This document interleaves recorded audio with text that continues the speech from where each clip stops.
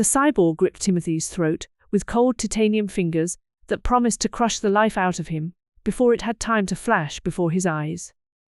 The teenager thrashed as hard as he could. The back of his skull found the club's concrete floor and was far from happy about it. He couldn't scream, but plenty of people around him were taking care of that. If his brain had not been preoccupied with its imminent demise, he might have second-guessed just how far he was willing to go as a fan. 5 hours earlier, Meteor Mags landed her ship on the asteroid Nemesis 128, a carbon-rich chunk of rock not wider than 178 kilometers in any direction. The corporation which first claimed Nemesis had filed for bankruptcy and abandoned all the equipment and subpar hovels constructed for the mining families, along with the gravguns that pumped out an artificial gravity field approximating that of Earth's. Like so many workers in the belt in 2033, the residents of Nemesis owed their survival to a rugged determination and support from Mags. She stepped out of her ship and planted her combat boots in the middle of a dreary spaceport. "Fucking hell," she said. "I love what they've done with the place." What light bulbs worked at all flickered incompetently and sprayed her shadow intermittently across the hull, behind her in oblique angles. Her sound engineer, Dr. Plutonian, poked his head out the door of the bullet. "Jesus, Mags. Do they even have enough electricity to power our equipment? Leave that to me." Mag's calico cat patches bounded from the ship, pressed her ears backwards and flat against her bushy head, and howled. Mags said, "We'll get 'em sorted." The final member of her entourage appeared in the ship's doorway. "I'm assuming this isn't the scenic view you promised." "It's one of them, Sarah.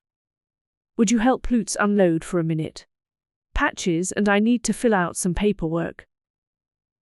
Sarah was hardly old enough to drive a car on Earth, but ever since Mags had rescued her from being eaten by aliens in 2029 and taken the young woman under her wing, she'd formed her own band as the singer for the punk rock sensation Dumpster Kittens, and she was no stranger to loading and unloading. "Get on it then. We only have 5 hours till showtime." Mags departed with a flick of her tail and lit up a smoke. Patches followed suit, stopping every so often to sniff random objects and scratch them with her impervious claws to let everyone know she had been there. Plutonian said, "I guess this is why we get paid the big bucks." Sarah laughed. The sound was brighter than any light in that decrepit port. "I always knew you were only in this for the money." His eyes following Mags told a different story, a story Sarah knew all too well. She was, after all, a telepath. Mags returned longer than a minute later and found all the equipment unloaded. "Listen," she said. "They've had some problems with power, and I'm going to fix them. I need a couple hours to install our energy system at this rock's poles. Patches is coming with the two of you as security. I can't have my band wandering this godforsaken rock without a bodyguard. If anything goes horribly wrong, call me." Plutonian said, "We'll make it to the club. Just make sure we have time for a proper sound check." Mags kissed his cheek. "I doubt anything about this tour will be proper." Patches leapt onto the black box containing Mag's piano. She stretched out, licking one paw and rubbing it over one ear. Sarah said, "Your chariot awaits." The first time Timothy heard Meteor Mags in 2030, he was 13 years old, and he pleaded with his best friend Brian to turn off the music. In the storage closet that passed for Brian's bedroom, in the dilapidated shack Brian's parents called home, a tattered boombox blared. "Now I ain't your little girl.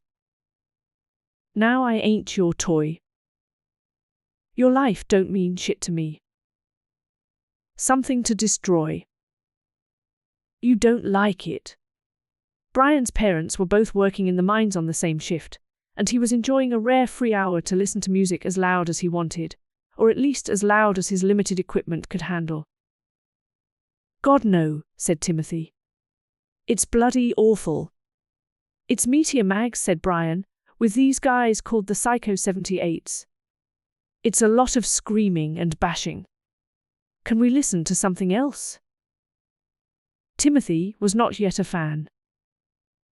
The week his parents lost their jobs in 2032, along with every other miner on Nemesis, when the corporation went belly up, Timothy hardly slept at all.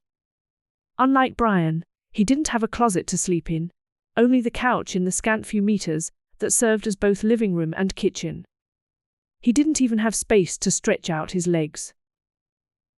His parents, still on erratic sleep schedules from their mining shifts, woke him up at random hours by plopping on the couch next to him to fight over which video to watch, and careening recklessly toward the end of their final paycheck by converting it to booze and cigarettes.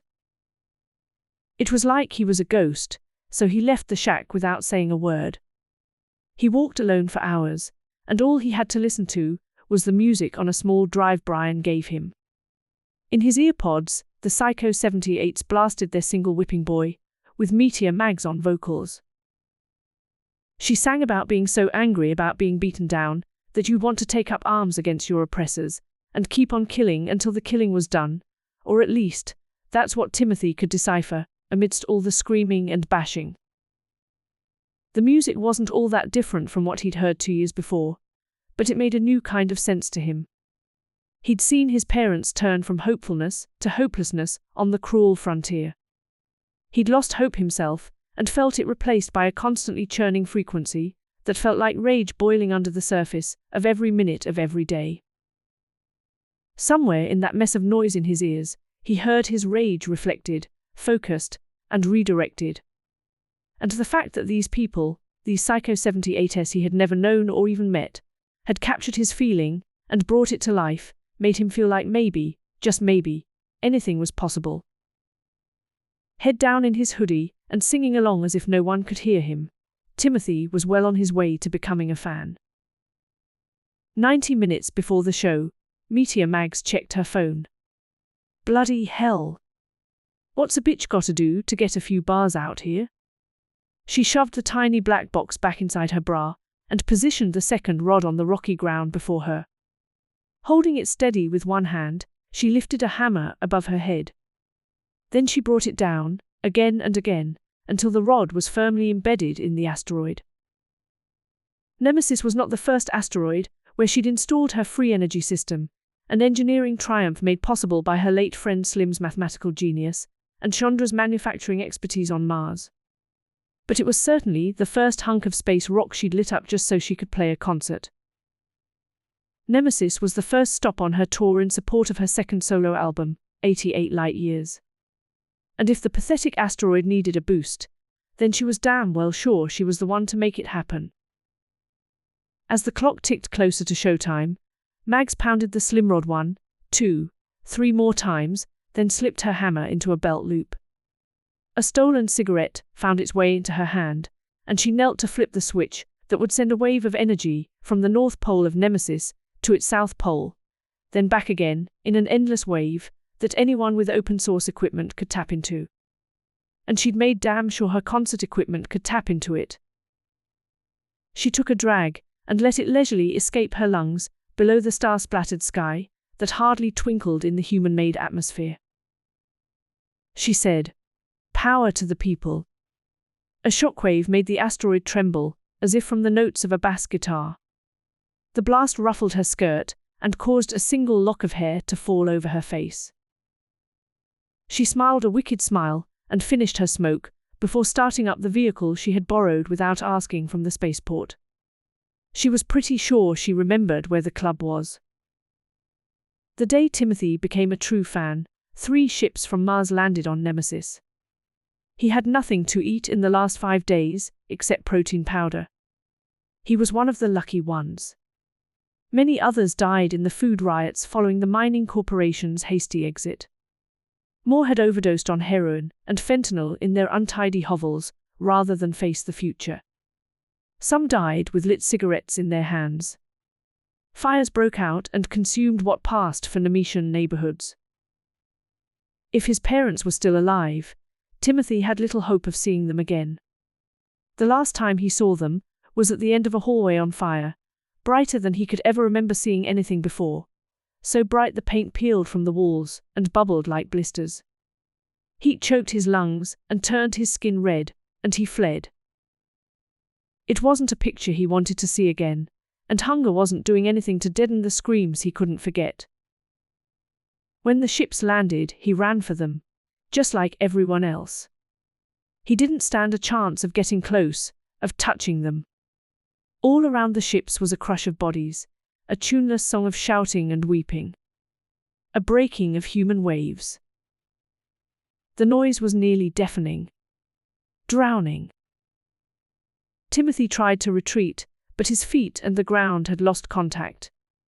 A crowd surge drove him forward on a mass of elbows and grease and stink. He balled his hands into fists and used them to cover his face. Volume challenged the crowd. It came from the middle ship of the Martian trio, a boxy ex-cargo ship called the Hyades. It looked like a semi-truck trailer got fucked up on methamphetamines and crashed into a trailer park before being covered in graffiti, but 1,000 times bigger.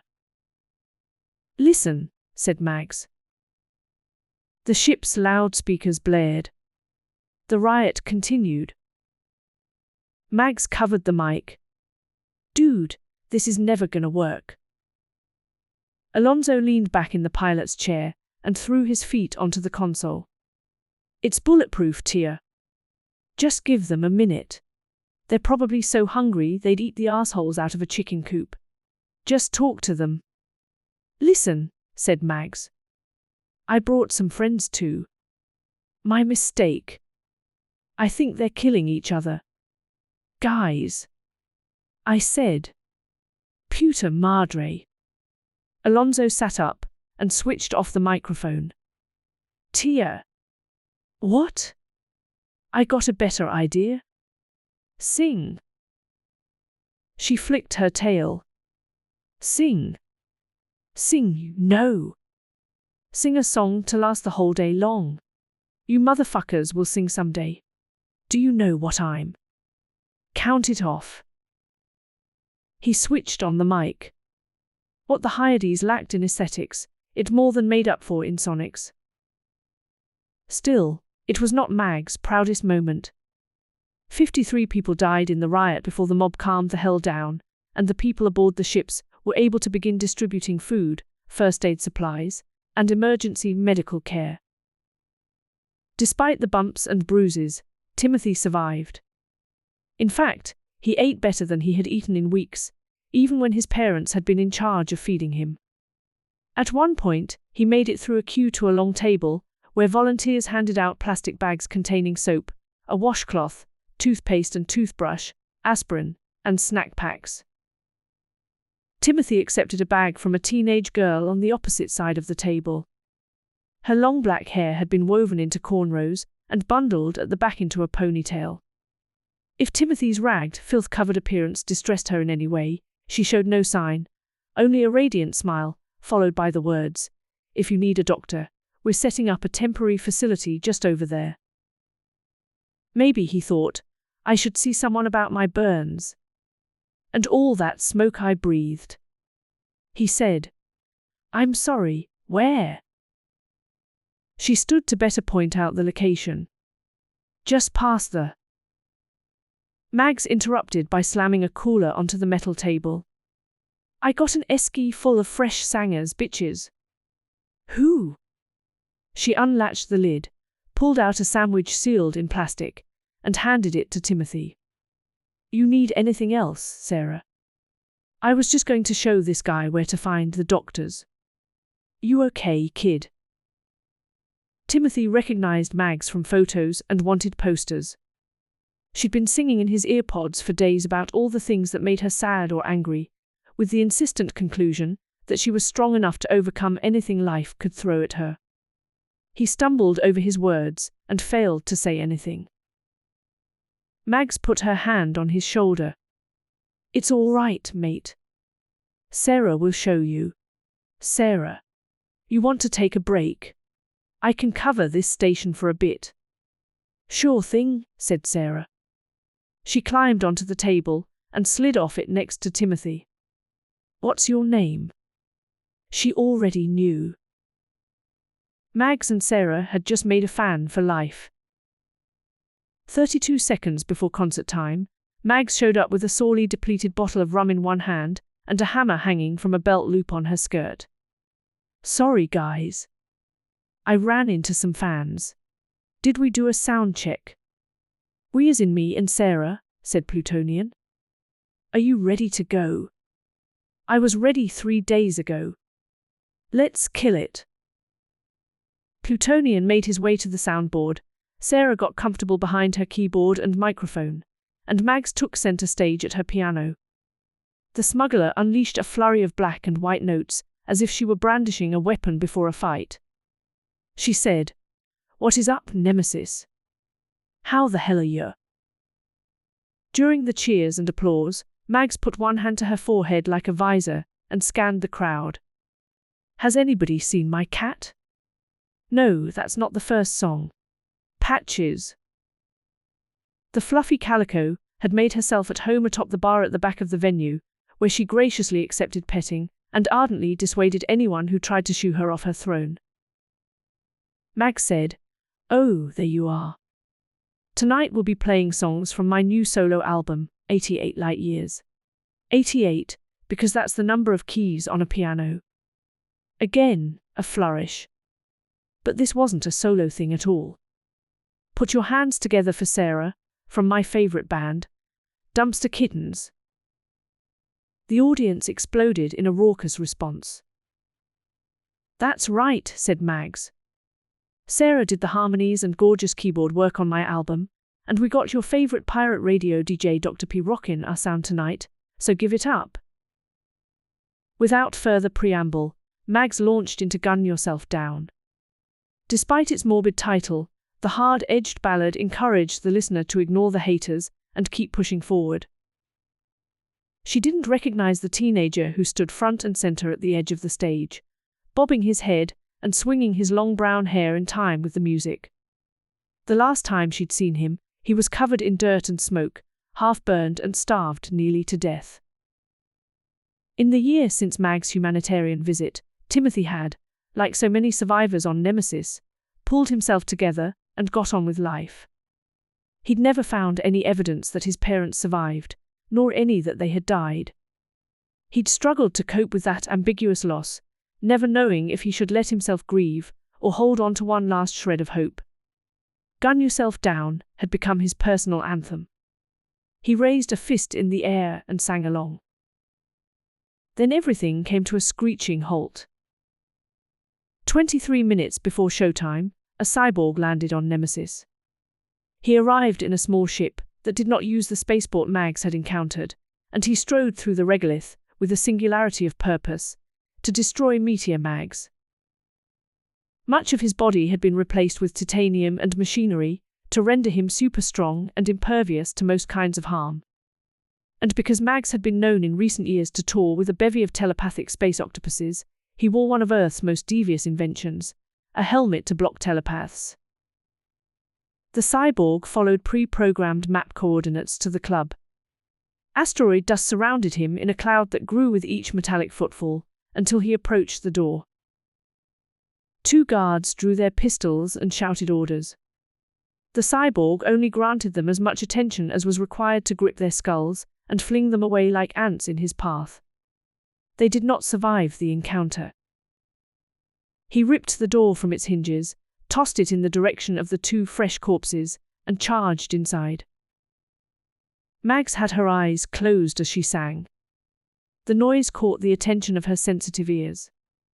But if anyone was faster than Mags, it was her cat. Patches leapt off the bar and bounded from tabletop to tabletop, spilling drinks and ashtrays every which way until she was in range of the cyborg. She launched herself at the monster, but he was faster and stronger than any human foe. His backhand slap knocked Patches out of the air. She hit the concrete floor and slid backwards until she smashed into a table. Its drinks and ashtrays went flying, and the people sitting at it screamed and rocketed to their feet, as did everyone else who had been seated. In the chaos, the cyborg stormed the stage. Plutonian rose from his stool behind the soundboard, and brought his Benelli shotgun to bear on the menace. But he hesitated to fire, because some crazy kid in the general admission area, right near the stage, had decided to pick a fight with the intruder. Plutonian still had every intention of blowing out the cyborg's brains, or whatever combination of neurons and circuitry served the same function. He scrambled through the screaming and overturned tables and people smashing against him as they ran for the exits. For the sin of interfering with its holy mission, the cyborg gripped Timothy's throat with cold titanium fingers that promised to crush the life out of him. As the teenager thrashed as hard as he could, the back of his skull found the club's concrete floor and was far from happy about it. He couldn't scream, but plenty of people around him were taking care of that. When asked about it later, Timothy couldn't explain why he'd stepped into the cyborg's path and confronted it. He'd think about listening to Mag's music with his best friend Brian, and how after 2032 he'd never seen the boy again. He'd recall lonely days where he could hardly put a thought together because he was so hungry. He'd remember Mags putting her hand on his shoulder and giving him something to eat. In the moment, he only knew that something awful was trying to take something beautiful away from him, and he reacted without even thinking. His valor won Mags several seconds. That was all she needed. As the cyborg choked the young man, Mags brought a mic stand down on its head. 3 times she struck in quick succession. That got its attention, and it dropped the boy. In the half-second, as the monster raised and turned its head toward her, Mags grabbed her hammer and introduced it to the cyborg's face. Blood spurted from the wounds. The cyborg bellowed its rage and pain. Intent on Mags, it forgot about Patches, a fatal mistake. Mags shouted, "Get through his helmet." She and her cat had seen a similar device before, when Earth sent an assassin to kill them at the final Small Flowers concert. Patches landed on the cyborg's head and set her invincible claws to work. In a flurry, strips of metal flew away from the combatants. The cyborg grabbed at Patches to dislodge her, and finally succeeded. He flung her away. But the damage was done. "Sarah," Mags shouted. "Fry his brain." Sarah wanted to be a nurse when she grew up. She dreamed of a life where she could help people overcome pain and lead them to healing. She was, unlike Mags, a kind and gentle soul. But she had seen what their enemies could do, and, like Mags, had reached a point in her life where she would do anything to protect her friends. The young telepath focused on the cyborg's exposed and all-too-human mind, and she blasted it with all the force of the rage that fueled her music in Dumpster Kittens. The cyborg gripped both sides of its head and made a noise no one who heard it ever hoped to hear again. It crashed against the edge of the stage and bashed its face into the structure. Then it reared up to its full height, went rigid as a stone, and fell to the floor. "Good job, Sarah. You okay?" Mags didn't wait for a response before she was cradling Timothy in her arms. Patches and Plutonian gathered around her. Mags said, "Hey, kid." She set the palm of one hand against his face. "You all right, mate? Talk to me." There she was, his favorite singer, right in his face. Timothy coughed and rubbed his throat. Yeah, I'm okay. Mags. I'm right here." He placed his hand over hers and held it. "Is that the best they can fucking do?" Mags helped him to